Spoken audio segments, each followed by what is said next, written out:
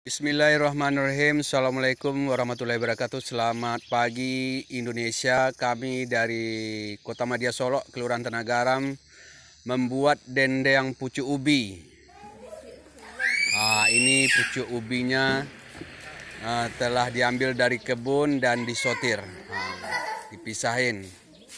Ini betul-betul kita teliti supaya menjaga kebersihan dan juga kesehatan, terutama sekali mengejar gizi.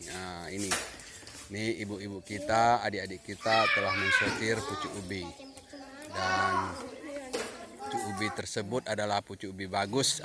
Dan setelah disortir, direbus dengan waktu yang tidak terlalu lama sehingga dia menjadi lembut. Inilah pucuk ubi yang telah direbus. Setelah direbus, kita peras supaya air hijaunya keluar. Likey